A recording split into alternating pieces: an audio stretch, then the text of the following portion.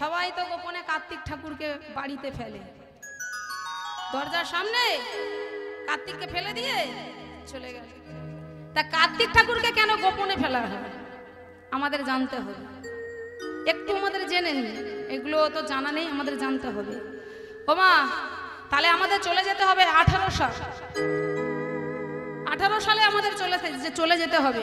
1853 সালে 3 জন রাজা ছিলেন, জয়নারায়ণ পাল, লক্ষ্মীনারায়ণ পাল আর শ্যামনারায়ণ পাল। এই 3 জন রাজা ছিলেন মা, কিন্তু সেই 3 জন রাজার একটাও সন্তান ছিল না। কিন্তু ভগবানকে সাধন ভজন করতেন, কিন্তু সন্তান তাদের হয়নি। জয়নারায়ণ পাল কি করেছে, একদিন স্বপ্নের মধ্যে দিয়ে জানতে পেরেছে যদি কেউ কার্তিক ঠাকুরকে পূজা করতে পারে তাহলে তার সন্তান হবে। তা যখনই ঘুম ভেঙে গেছে, সকাল হয়ে গেছে, সকালটা যখন হয়ে যায় আর দেখবেন মা ভোরের স্বপ্ন কিন্তু সত্য হয়। এখন যখন সকাল হয়ে গেছে, সকালবেলা মা তাড়াতাড়ি করে উঠে স্বপ্নটা ভাই ভাইকে বলছে। এবার যখনই বলা হয়ে গেছে মা, আর এদিকে 3 জন রাজা বিশাল বড় বড় 3টে মন্দির তৈরি করে, 3টে মন্দির তৈরি করে সুন্দর করে কার্তিক মাসে কার্তিক ঠাকুরকে প্রতিষ্ঠা করে ঘটা করে আনন্দ করে রাজ্যের প্রজাদের নিমন্ত্রণ করে সুন্দর করে পূজা করেছে। পূজা করবার পর কিছুদিন পরেই বাবা সন্তান হয়েছে। লক্ষ্মীনারায়ণ পালের একটা সন্তান হয়েছে, সেই সন্তানের নাম ধ্বজাধরী পাল। আর ওই শ্যামনারায়ণ পাল আর ওই জয়নারায়ণ পালের 2টো কন্যা সন্তান হয়েছে। সেই তখন থেকে আজ 2025, 1857 সাল থেকে 2025 সাল এখনো পর্যন্ত কিন্তু কার্তিক পূজা হয়। কার্তিক পূজা হয়, তা গোপনে ফেলা হয় কেন? কার্তিক ঠাকুরকে গোপনে ফেলা হয় মা, একটা খরচার ব্যাপার আছে। কার্তিক ঠাকুরকে ফেলা একটা খরচার ব্যাপার আছে। অনেকে খরচায় পেরে ওঠে না, আবার অনেকে জানে মজা করবার জন্য অনেকে কি করে, অনেকে জানে কার্তিক ঠাকুর দেব, পূজা হোক আর নাই হোক আমার একটা আনন্দ। তাহলে কার্তিক ঠাকুর কারা দেয়? আত্মীয় পরিজন, গ্রামের বন্ধু বান্ধব দেয়, আত্মীয় পরিজন দেয়, পাড়া প্রতিবেশী সবাই দেয়। আর আরেকটা কি, খরচার তো বিষয় আছে, আর আরেকটা কি না, আরেকটা হলো একটা লজ্জার ব্যাপার। কার্তিক ঠাকুরকে পূজা করলেই সবে নতুন বিবাহ হলে, নারী পুরুষের নতুন বিবাহ হলে কার্তিক ফেলে, এটা লজ্জার ব্যাপার হয়। তা সেই জন্য ওই গোপনেই কার্তিক ঠাকুরকে দেওয়া হয়, সহজে কেউ দেয় না মা, যে আমি তোকে কার্তিক ঠাকুর দেবো, যে তোদের সামনেই আমি দিয়ে গেলাম, এরকম হয় না। গোপনেই কার্তিক ঠাকুরকে দেওয়া হয়। আর এই কার্তিকের বিয়ে হয়েছে না হয়নি, এবার আপনারা বলুন তো, বিয়ে হয়েছে না হয়নি? বিয়ে হয়নি, দেখেছে? আমরা কিছুই জানি না। কার্তিক ঠাকুরকে কে বলেছে বিয়ে হয়নি? কার্তিক ঠাকুরের বিয়ে হয়েছে গো মা। সবাই বলে আইবুড়ো কার্তিক, কিন্তু কার্তিকের বিবাহ হয়েছে না। কার্তিকের কখন বিয়ে হলো না, তারকাসুর বলে একজন অসুর ছিল, সেই অসুরকে বধ করে আর দেবরাজ ইন্দ্র তার একমাত্র কন্যা দেবসেনার সঙ্গে কার্তিকের বিবাহ দেয়। এইবার কার্তিকের যখন বিবাহ হয়ে গেল, কৈলাসে থাকে। আর কৈলাসে থাকতে থাকতে একদিন কার্তিক চলে গিয়েছিল দক্ষিণ ভারতে। দক্ষিণ ভারতে ওখানে গিয়ে মা, দক্ষিণ ভারতের উপজাতিরা কি করতেন, চাষাভুষা মানুষ, চাষবাস করতেন, ওদের জীবিকা হলো চাষবাস। তা ওই দক্ষিণ ভারতে যখন চলে যায়, ওখানকার এক রাজা মেয়ে, যা তার নাম হলো বল্লী। কার্তিকের একটা বিয়ে নয়, 2টো বিয়ে। ওই বল্লীর সঙ্গে আবার বিবাহ হয়েছিল ওই কার্তিক ঠাকুরের, রাজার মেয়ে কার্তিক ঠাকুরের বিবাহ হয়েছিল। যখন বিয়ে হয়ে গেল বল্লীর সঙ্গে, এখন রাজ্যের সমস্ত উপজাতিরা ওই কার্তিক ঠাকুরকে মেনে নিয়ে ঘটা করে আনন্দ করছে, ঘটা করে আনন্দ। যখনই দক্ষিণ ভারতে গেছে, আরো উন্নত, আরো চাষবাস যারা করে আরো উন্নত, তাদের দেশ, তাদের রাজ্য আরো উন্নত ভরে গেল। তখন কার্তিক ঠাকুরকে নিয়ে ঘটা করে সবাই আনন্দ করতেন। কার্তিককে আহ্বান করলেন, কার্তিককে সবাই মেনে নিলেন যে এই আমাদের জামাই, এই আমাদের ফসলের দেবতা। হয়তো কার্তিক আসার পর থেকে আরো উন্নত হচ্ছে। তা সেই কার্তিক ঠাকুর শুধু দক্ষিণ ভারতে শুধু ফসল হয়নি মা, সেই কার্তিক দক্ষিণ ভারতের সব উপজাতিরা আনন্দ করলেন না, আবার এই বাংলায় তিনি চলে এলেন। এই বাংলায় এসে আমরাও সবাই আনন্দ করি। এখনো পর্যন্ত নবান্ন উৎসব হয় ওই কার্তিক ঠাকুরকে নিয়ে। তাহলে বোঝা গেল কার্তিক ঠাকুরের দুটো বিয়ে হয়েছিল, ওই দেবসেনা আর বল্লীর সঙ্গে বিবাহ হয়েছিল। আর কার্তিককে এইভাবেই গোপনে ফেলা হয়, যাতে খরচার ব্যাপার আছে, একটা লজ্জার ব্যাপার আছে, সেই জন্য কার্তিক হলো ফসলের দেবতা, সেই জন্য কার্তিক ঠাকুরকে এইভাবেই পূজা করা হয়। নিতাই গৌর হরিবোল। আমাদের এইসব কথা জানা ছিল না, তবে আজকেরই আমরা সবাই মিলে জানলাম। কেমন? এইবার আমরা লীলায় প্রসঙ্গে চলে যাব। এখন চন্দ্রাবলী কি করছে? সুন্দর করে গোবিন্দকে সাধন ভজন করে সেবা দিয়ে এখন রাধারানীর কুঞ্জে এসেছে। আর রাধারানী কি বলছে? গোবিন্দ, তোমার মুখটা এত কালো হলো কেন? কেন কালো হলো? বলে আমার মুখটা কালো হয়েছে কারণ আছে, কারণ আমার তো জ্বর হয়েছিল, সেই জন্য আমার মুখ শুকায়ে গেছে। তা বলে তুমি সিঁদুর পরেছো কেন? প্রতিদিন তো তুমি চন্দনের তিলক সেবা করো, আজ সিঁদুর পরেছো কেন? তখন গোবিন্দ বলছে, কেন সিঁদুর পরেছি জানো? তুমি শোনো, আমি যখন আসছিলাম আর সামনেই দেখলাম মা গৌরী সুন্দর একটা মন্দির। আমি মনে মনে ভাবলাম, মা গৌরীর মন্দির আমি দেখতে পেলাম আর প্রণাম করব না? যেই মায়ের চরণে প্রণাম করতে গেলাম, আমার ললাটে সিঁদুর লেগে গেল। বলে আচ্ছা ঠিক আছে। তা আচ্ছা, সব ইনিয়ে বিনিয়ে মিথ্যে কথা বলে আমার গোবিন্দ রাধারানীর কাছে, এখন রাধারানীর যা মান করেছিল মা আসেনি বলে মানটা ভেঙেছে। কোনো রকমে ইনিয়ে বিনিয়ে মিথ্যে কথা বলে আজকের রাধারানী সন্তুষ্ট হয়েছে। এইদিকে চন্দ্রাবলী বলছে, ভদ্রা, চন্দ্রার ঘুম তো ভেঙে গেছে। চন্দ্রাবলী বলছে, ভদ্রা, গোবিন্দ কোথায় গেছে? বোধহয় রাধার কুঞ্জে চলে গেছে। তুই এক কাজ কর, আমার এক পায়ের নুপুর বোধহয় গোবিন্দ রাধারানীকে দেবার জন্য নিয়ে গেছে। যা তো চন্দ্রা, ওই ওই আমার নুপুরটা ওই রাধারানীর কুঞ্জে গোবিন্দ গেছে তো, গোবিন্দের কাছ থেকে নুপুরটা নিয়ে। এখন ভদ্রাকে বলেছে, ভদ্রা এখন যাচ্ছে। এবার কেসটা কেমন ঘটবে এবার মায়েরা বলুন। আর রাধারানীকে তো এই নিয়ে বিনিয়ে কোনো কথা, মিথ্যে কথা বলুক আর সত্যি কথা বলুক, তো এখন তো রাধারানী আর রাগ করছে না, ঠিকই হয়ে গেছে। এবারে যখনই ভদ্রা যাচ্ছে, এইবার গোবিন্দর কি হচ্ছে? তখন গোবিন্দ চিৎকার করে ডাকছে, গোবিন্দ। ভদ্রা ডাকছে, গোবিন্দ। গোবিন্দ মনে মনে ভাবছে, ভদ্রা আবার আসছে কেন? ভদ্রা এসে আবার কি করবে? যদি সত্যি কথাটা বলে দেয়।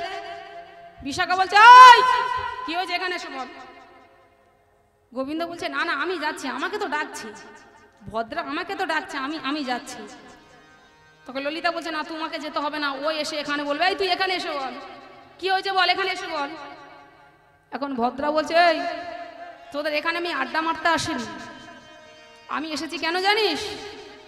কালকেরে গোবিন্দ আমার সখী চন্দ্রার কুঞ্জে নিশি যাপন করেছে, তাই চন্দ্রাবলীর একটা নূপুর গোবিন্দ নিয়ে চলে এসেছে, আমি সেই নূপুরটা নিয়ে যেতে এসেছি।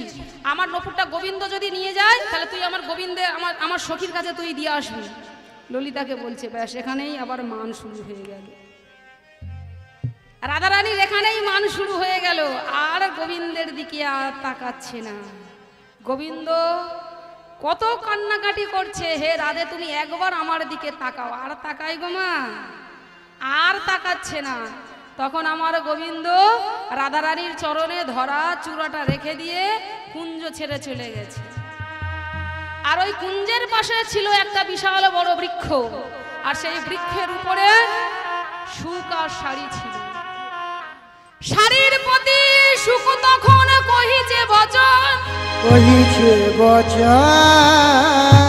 এই তুমি রাধার কোন গান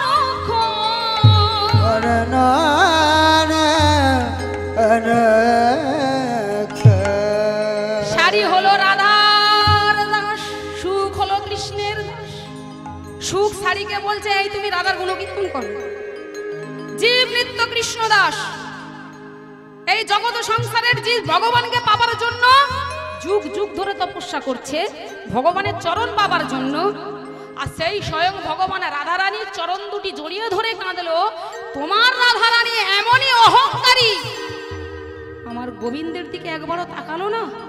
এই তুমি তোমার রাধার গুণকীর্তন তুমি করো, তোমার রাধার থেকে আমার ঈশানী অনেক ভালো। ঈশানী মানে মা কালী। স্বামীকে তবু ওই চরণ তলে আশ্রয় দিয়েছিল, কিন্তু তোমার রাধারানী তার স্বামীকে চরণেও আশ্রয় দিল না, চলে গেল। এই কথা যখনই বলেছে মা রাধারানী, তখন বুঝতে পেরেছে সত্যি তো যোগী যারে যোগে পায় না, ঋষি যারে ধ্যানে পায় না, হাজার হাজার বছর তপস্যা করে হাজার হাজার লক্ষ লক্ষ কোটি কোটি ভক্ত গোবিন্দকে পাবার জন্য সাধন ভজন করছে, গোবিন্দের চরণ পাবে বলে। আর গোবিন্দ আমার চরণ ধরলো, আমি তবু গোবিন্দের দিকে তাকাবো না? দেখুন, মান করেছিল, কিন্তু মানটা আবার যখন সুখসারীর কথা শুনে রাধারানীর চেতনা ফিরল যে না, গোবিন্দ আমার একার স্বামী নয়, এই পৃথিবীর সমস্ত জীবের প্রতি হলো গোবিন্দ। সুবহু বল্লভ, সুবহু বল্লভ মানে সবার প্রতি গোবিন্দ, আমার একার নয়, তোমার আমার এই বিশ্ব ব্রহ্মাণ্ড সবার প্রতি গোবিন্দ। তাহলে আমি তো রাগ করব না। তখন বিশাখা বলছে, বিশাখা ললিতা আমার বধূকে তোরা এনে দে, নয়তো আমি যমুনার জলে আমি আমার প্রাণ বিসর্জন দেব, আমার বধূকে তোরা এনে দে। তখন যাচ্ছে কে না, বৃন্দা দেবী যাচ্ছে গোবিন্দকে আনতে, কিন্তু কোথাও পাচ্ছে না। দ্বাদশ বন, ওমা বংশীবর থেকে শুরু করে দ্বাদশ বন সর্বত্রই দেখলো, শ্যামকুণ্ড রাধাকুণ্ড সর্বত্রই দেখলো, কোথাও নেই। তাহলে গেল কোথায়? গেল কোথায়? এক জায়গায় বাকি আছে, ওই যমুনার কূলে। যমুনার কূলেতে বাকি আছে বাবা। এবার গোবিন্দ আমার কি করলেন, সুন্দর করে রাধারানীর নাম লিখে আর ওই যমুনার তীরে ওই ধুলায় গড়াগড়িয়ে দিচ্ছে। এমন সময় রাধারানী বলে দিয়েছিল, শোন, আমার যে মানটা ভেঙে গেছে, গোবিন্দ যে সবার প্রতি, আমি যে বুঝতে পেরেছি, এটা যেন গোবিন্দকে বলিস না, তাহলে মানের মান থাকবে না। আমার যে মান হয়েছিল, মানের মান থাকবে না, তোরা যেন গিয়ে বলিস নি গোবিন্দ। রাধারানী বুঝতে পেরেছে রাধারানী ভুল হয়েছে, এ কথা যেন বলিস না, আমার মানটা রাখিস। আর আমার মানটা যদি ভেঙে যায়, গোবিন্দের মান তখন উঁচু হয়ে যাবে, গোবিন্দের মান তখন বেড়ে যাবে। তাহলে বলিস না, আমার মানের কথা চিন্তা করে তুই গোবিন্দকে আমার কাছে এনে দে। বলছে ঠিক আছে, তোর কোনো চিন্তা নেই। এখন বৃন্দা দেবী দূর থেকে দেখছে গোবিন্দ যমুনার কূলে কি করছে, রাধারানীর নাম লিখে গোড়াগড়ি দিচ্ছে মা। আর এদিকে গোবিন্দ বৃন্দা দেবী আসছে দেখছে। আর বৃন্দা দেবীকে যখন দেখেছে, তখন গোবিন্দ মনে মনে ভাবছে, রাধারানী আমাকে ডেকে পাঠিয়েছে, ওই তো বৃন্দা দেবী আসছে, বৃন্দে আসছে, তাড়াতাড়ি করে মা গোবিন্দ দাঁড়িয়ে পড়েছে, ধুলোটা ঝাড়ছে। কিন্তু বৃন্দা দেবী দূর থেকে দেখে বলছে, গোবিন্দ আছে ওখানে, আমি এমন ভাবে যাব যেন গোবিন্দর দিকে দেখেও দেখতে পাই, গোবিন্দর দিকে দেখেও যেন দেখতে পাইনি। এখন গোবিন্দ এইভাবে সোজাভাবে যাচ্ছে মা, বৃন্দা দেবী যখন যাচ্ছে আর গোবিন্দ দেখে বলছে, এই যে, এই তো আমি এখানে, তুমি আমাকে দেখতে পাচ্ছ না? এই তো আমি এখানে বসে আছি, তুমি আমাকে তো খুঁজতে এসেছো। রাধারানী আমাকে তো খুঁজতে পাঠিয়েছে, এই তো আমি এখানে বসে আছি, এই তো দেখো। ধুলোটা ঝাড়ছে। এখন বৃন্দা দেবী বলছে, কে বলেছে তোমাকে আমি নিতে এসেছি? কে বলেছে? না না, আমি তোমাকে নিতে আসিনি। তুমি ভাবছো কেন তোমার আমি নিতে এসেছি? তুমি ভাবছো কেন তোমায় আমি নিতে এসেছি? তুমি ভাবছো কেন তোমায় আমি নিতে এসেছি? না না, তোমার নিতে আসি না, ধুলা ঝেড়ে উঠছো কেন? তোমায় নিতে আসি না, ধুলা ঝেড়ে উঠছো কেন? তোমায় নিতে আসি না, ধুলা ঝেড়ে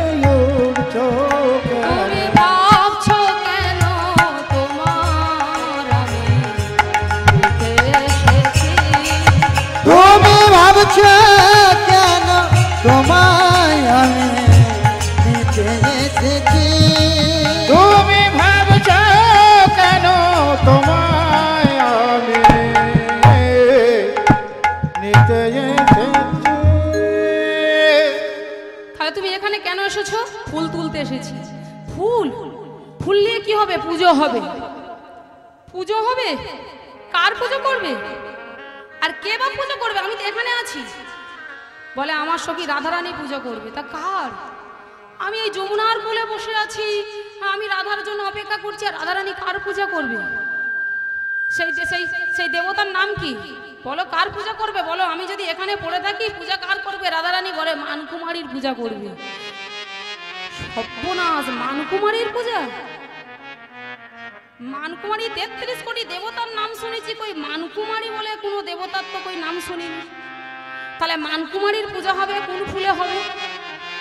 কোন ফুলে হবে বলো? অপরাজিতা ফুল, বিভিন্ন দেবদেবীর পূজা হয়, ধুতরা ফুল, ভোলানাথের পূজা হয়, সাদা ফুল ভগবানের সেবায় লাগে।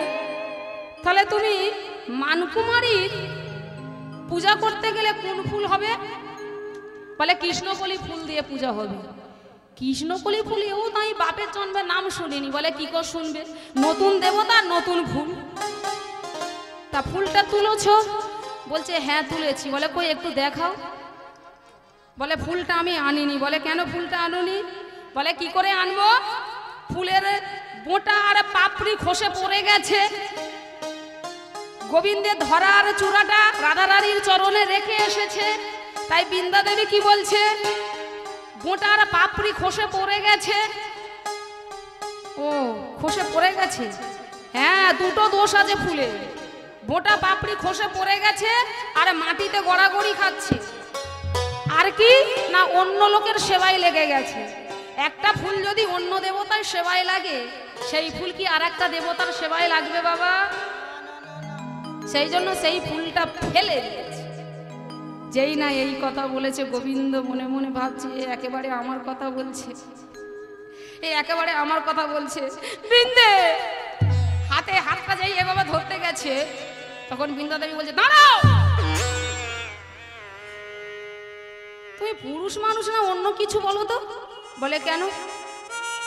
কিছুক্ষণ আগে আমার সখী রাধারানী চরণ দুটি ধরতে গেছে, আবার এখন আমার হাত ধরতে যাচ্ছে।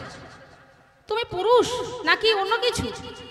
তুমি কি ওই ওই নারীর হাতে পাই ধরা কি তোমার স্বভাব? বলে তুমি যাই বলো আর তাই বলো, তুমি আমার রাধার কাছে নিয়ে চলো, আমি রাধার কাছে যাব। আমি রাধার চরণ দুটি আবার জড়িয়ে ধরবো, তুমি রাধারানীর কাছে নিয়ে চলো। তখন বলছে বেশ, আমি রাধারানীর কাছে নিয়ে যেতে পারি, তবে শোনো, যদি কোনো বেশ ধরে যেতে পারো শাম, যেতে পারো তবে ভাঙিতে পারে মানিনীর মা। আর মানিনীর মা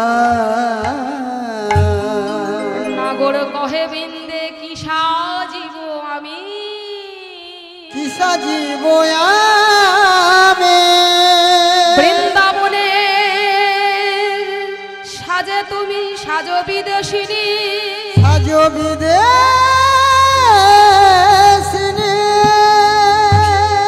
বৃন্দাবনের মানের সাজে সাজো বিদেশিনী, সাজো বিদেশিনী।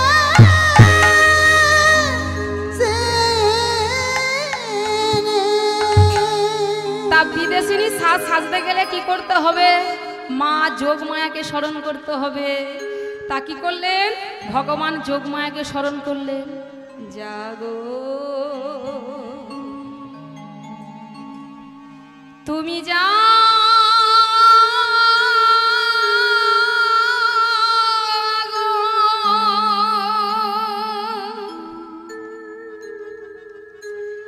জাগো দুর্গা, জাগো দশ প্রহরণ ধারিণী, অভয় শক্তি বল প্রদায়িনী, তুমি জাগো, তুমি জাগো,